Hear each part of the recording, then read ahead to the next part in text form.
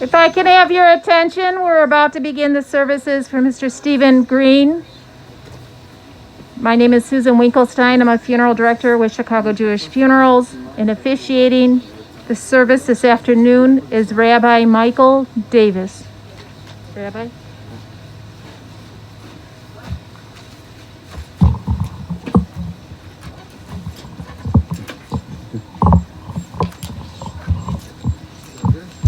Thank you.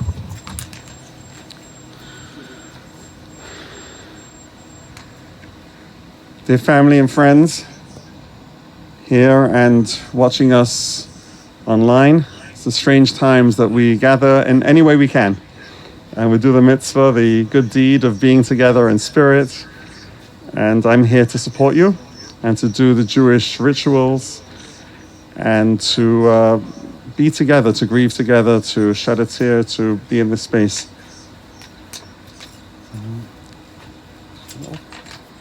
I have to play it so people online can hear it. Okay. Keep each other off. Do we need the monitor on as well? Okay. So we're here to honor the life of Stephen Green and all his many relationships and love that was in his life. Let's open with a prayer. It's actually older than a prayer. It comes from the Bible, from the Hebrew Bible. That's the most well-known and beloved of all the Psalms, the 23rd Psalm. You can find it in the handout. We'll read it together in the English after I've chanted it in the Hebrew. If you're with us from home, you can take a moment to Google 23rd Psalm. Whatever translation you find in English is fine. I'll chant it first in the Hebrew as it's written in the Bible. And I invite you to take this time of listening to the Hebrew just to be with yourselves. It's kind of stressful sometimes gathering, driving in the heat, getting online. So let's gather, let's connect to the love that you felt for Stephen. Adonai roi lo echsar bino deshe yarbitzeni al mei menuchot al mei menuchot yenaleni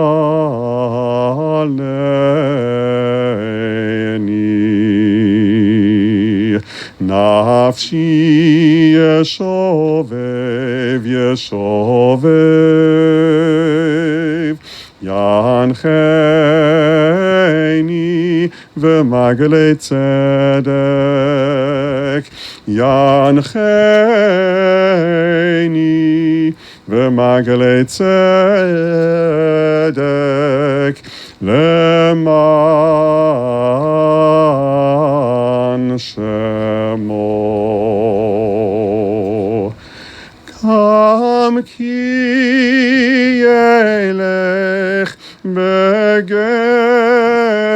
al mavet lo hirara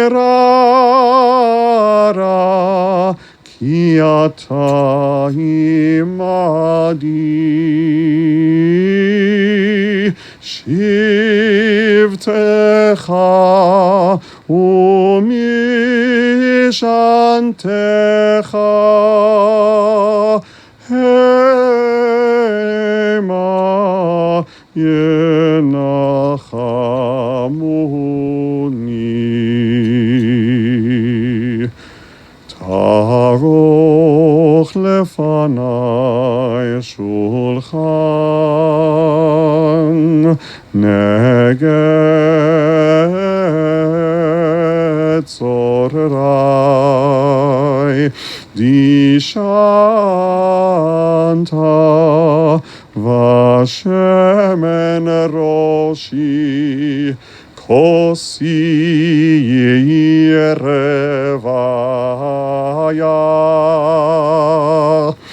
ach tov chesed yerdefuni kol yemei chayai kol yemei chayai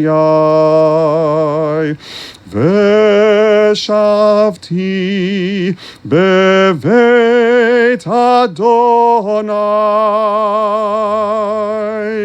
לאורך ימים.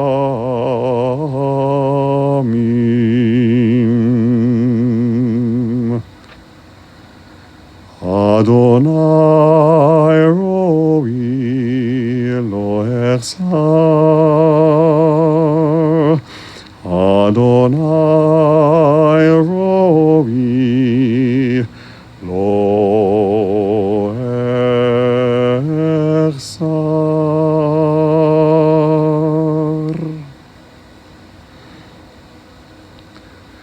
Let us read together in the handout the 23rd Psalm.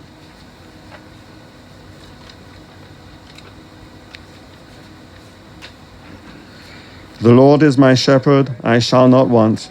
He maketh me to lie down in green pastures. He leadeth me beside the still waters. He restoreth my soul. He leadeth me in the paths of righteousness for his name's sake. Yea, though I walk through the valley of the shadow of death, I will fear no evil, for thou art with me. Thy rod and thy staff, they comfort me. Thou preparest a table before me in the presence of mine enemies. Thou anointest my head with oil, my cup runneth over. Surely goodness and mercy shall follow me all the days of my life, and I will dwell in the house of the Lord forever.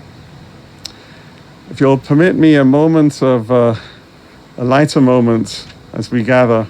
This is a very familiar prayer, right? You've heard the English words many times. And we know we're in strange times when familiar words leap off the page a little differently. So this last line that we just read together, I will dwell in the house of the Lord forever. I don't know about you guys, but after 3 or 4 months being at home, I've read that's off my bucket list, living in anybody's house forever, including the Lord's. I'm ready to move on to something else. But that aspiration is that we do be in a sweet place.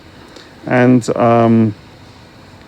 there's a teaching associated with this, because the Hebrew that I just chanted for the last line was Veshavti beveit Adonai le'orech yamim. Veshavti. And those of you, we just had a nice conversation about Hebrew. Those of you who know some Hebrew know that Veshavti doesn't mean I will dwell. It means I will return. The word for I will dwell in Hebrew is just one little difference. V'yashavti. It's a little ya added in there. And we're taught in many places and tradition that every single letter, every single syllable has meaning. So it's odd that we would translate it differently. And it's become so comfortable that I teach Hebrew to rabbis, and I didn't even notice it until the last year, that it's been subtly changed, and we all agree on that change.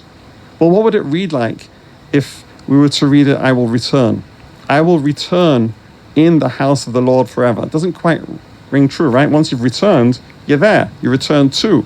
Once you're there, you can't return there. You're already there. You dwell in, which is why it was translated. But what if we try to find in the cracks of the language to see maybe there's a meaning that we can understand in the original Hebrew? I will return in the house of the Lord forever. Because I think that the house of the Lord is different for different people. For some people, it's the synagogue, the church. It could be a walk in the garden. It could be a talk with a friend.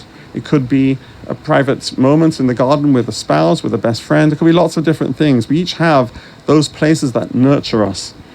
So perhaps we can't always hope to dwell in the house of the Lord forever. That's an aspiration.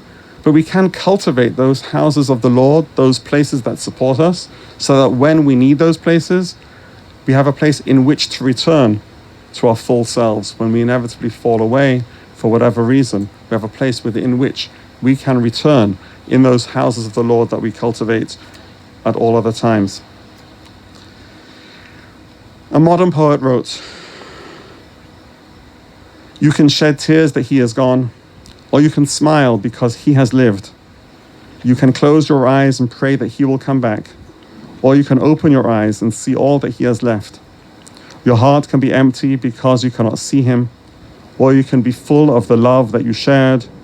You can turn your back on tomorrow and live yesterday, or you can be happy for tomorrow because of yesterday.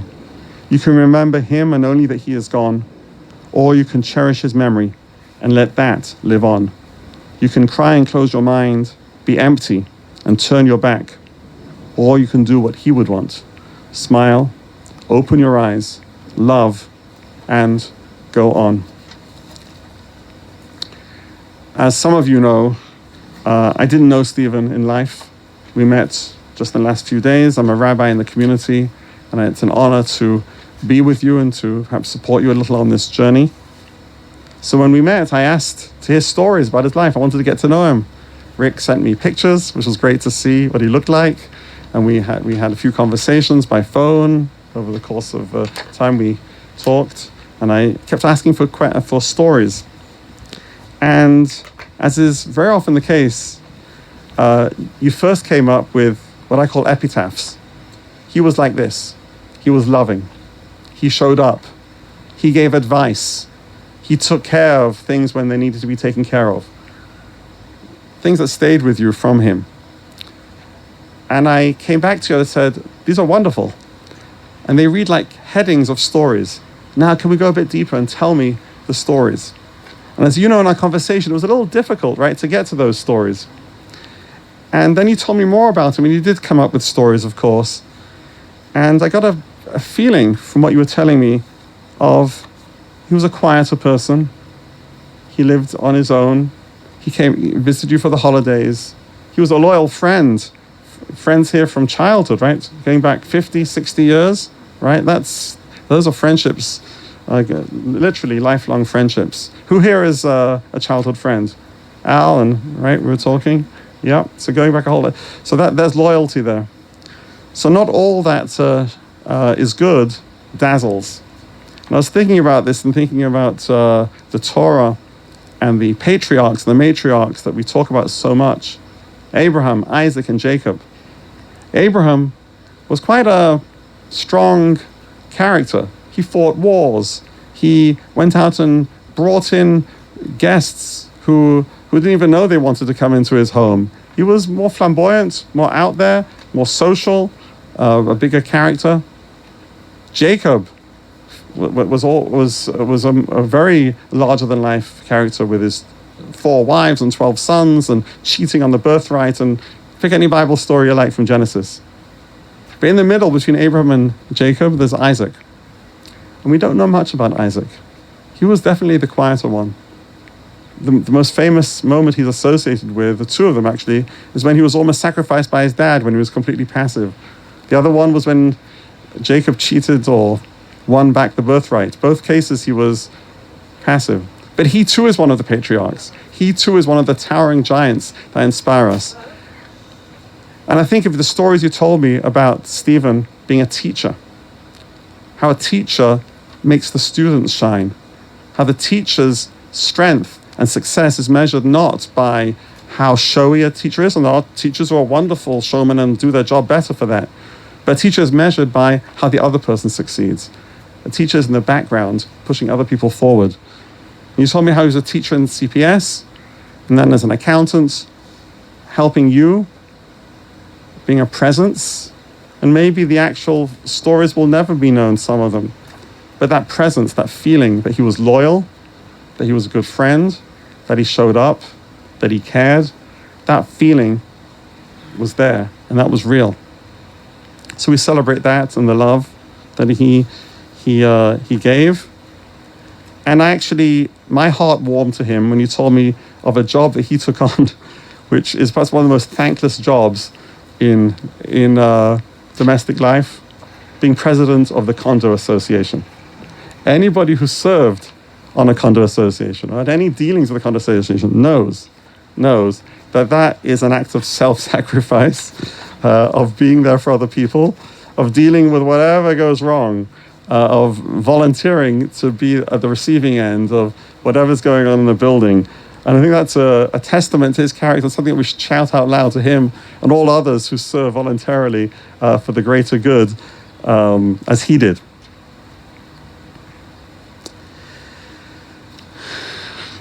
There's a prayer for peace that we'll say in the Kaddish shortly, which I'd like to offer in a moment. But first, I'd like to invite you to take a few moments to recall moments of blessing and sweetness from your many years with Stephen, to send him on his way with a blessing from your heart, a private moment. Let's take a few moments of silence to do that.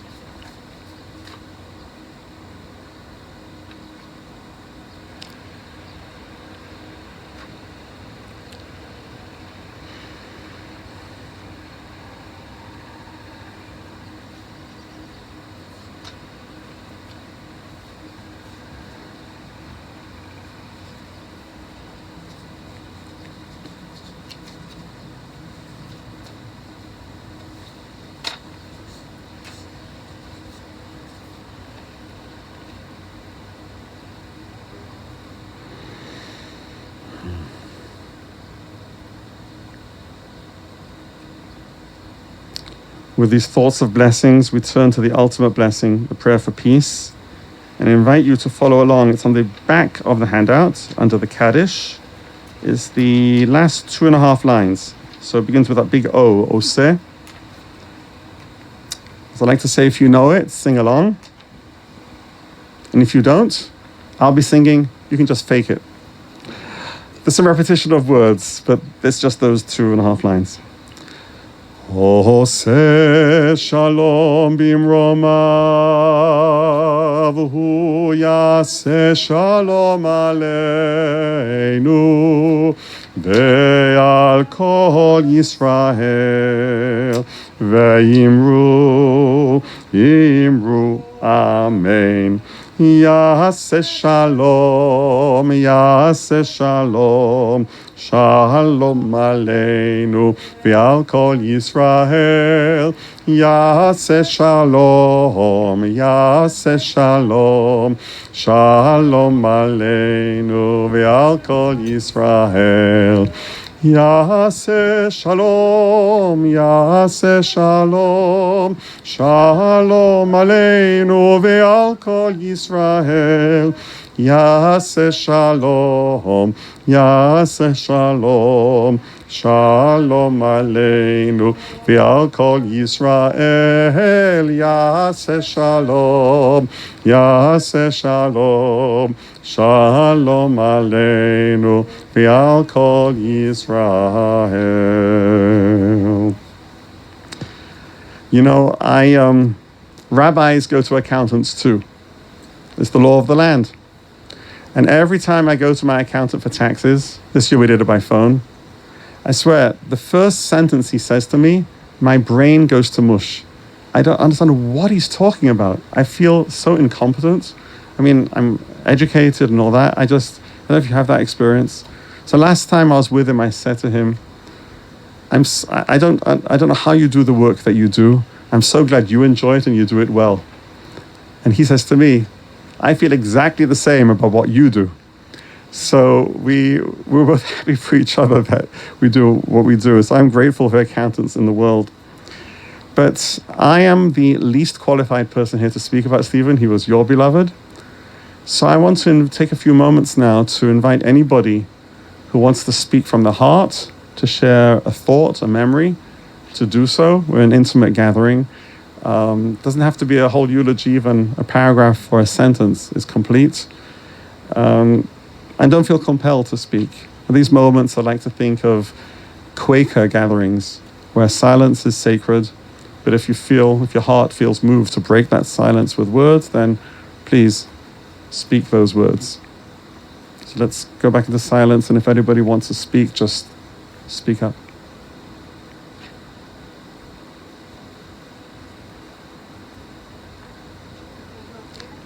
Sure, you want to come? Please do.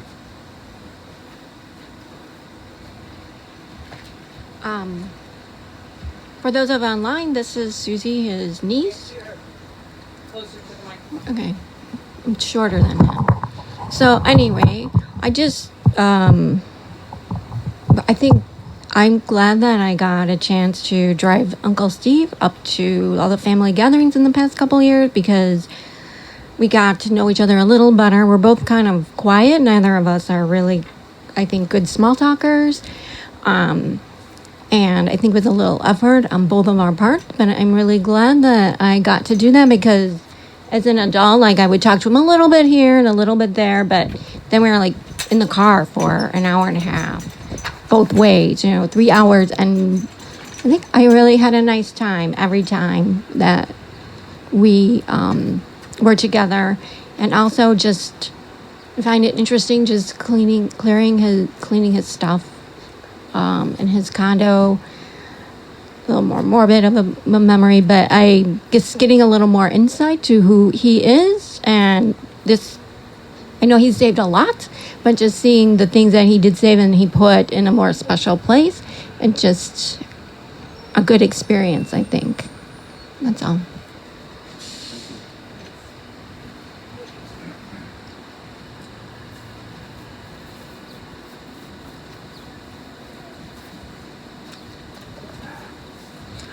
Hi, my name's Chris Pacelli.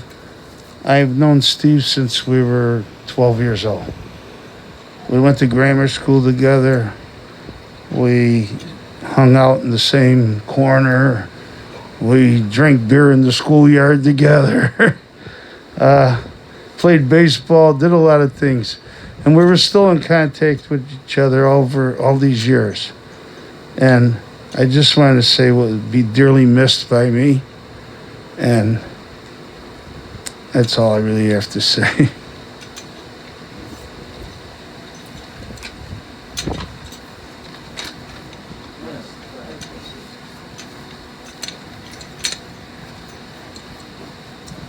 Hi, for those who don't know me, I'm Heidi's husband. So he was kind of my uncle. He's my uncle, basically. So the last about 10 years or so, I've known him. He always had a lot of advice for everybody. He knew a lot about a lot of things. I remember him talking to my son, Timothy, just about, his career and what to do. And, he always was insightful about advice. Even Heidi's sons, John and Michael, he would always offer them advice. And he was very generous to all of us. Every holiday he was always there. He always, gave us a nice gift, and he's always thinking about us. And even like what Sue was saying, I'm getting emotional now. When we were going through some of his things, like he saved some stuff, like letters from Heidi or cards or different things like that, and I think it meant a lot to him. He treated Heidi and her sisters like they were his own daughters, I think. And that's what family should be. So like I said, I didn't know him that long, but what I did know of him, he was a very kind, generous, caring person that loved everyone. And even though he's quiet, he was very nice to people and loving. So I just want to say that.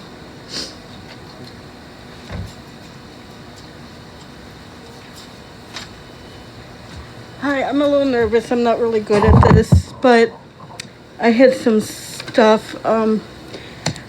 I was going over, and I'm not very good sometimes keeping in contact with family, and he was my uncle, and I felt really guilty because I kept thinking I gotta call him and gotta call this person and check on them, and I'm just thinking, because of what happened, I'm like,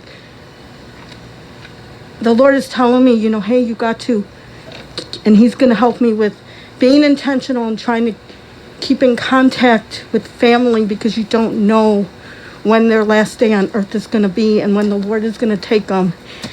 And it's just only with the Lord he's going to help me get over this, the guiltiness, because I felt so bad.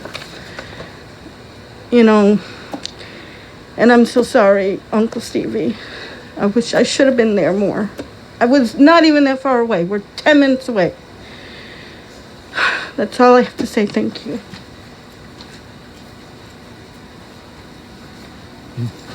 To say there's a Jewish tradition of asking forgiveness at the graveside.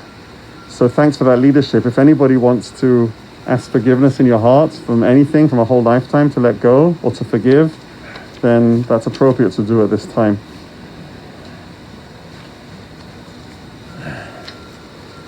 My name's Mike Christopher, and I've been friends with Stevie for over 60 years. I'm gonna miss him.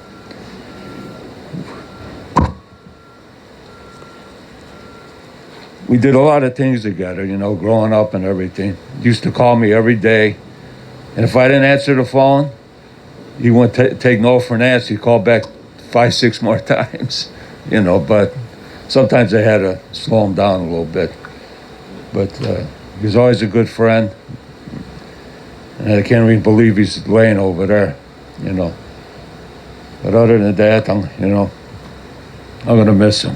I don't want to get, too emotional.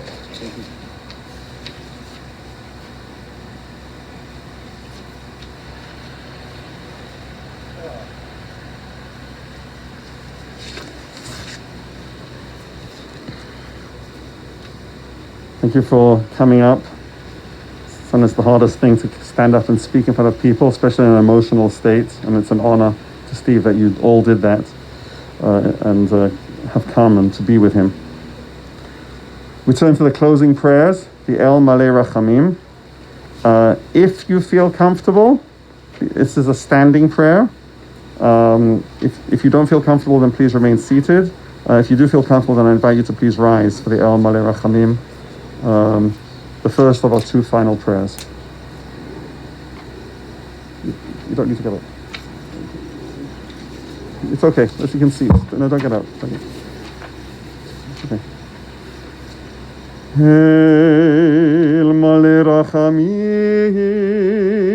Shochen Bamromim Hamtzeh Menucha Nechono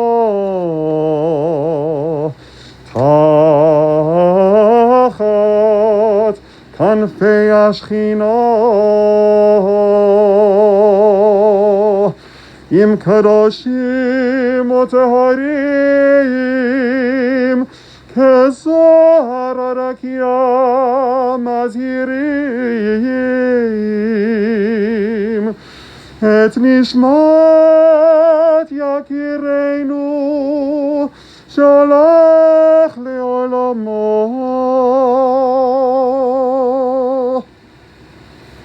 Lochen bal rachamim yastirehu b'seiter kanafav leolam yegin v'yitzro b'tzro rachayim et nishmato Adonai hu nachalato v'yanuach v'shalom al mishkavo V'nomar Amen. O God full of compassion, thou who dwellest on high, grant perfect rest beneath the sheltering wings of thy presence, among the holy and pure who shine as the brightness of the firmament, unto the soul of Stephen Green, who has gone unto eternity. O Adonai of mercy, bring him under the cover of thy wings, and let his soul be bound up in the bond of eternal life. Be God's possession, and may his repose be peace. And we say, Amen.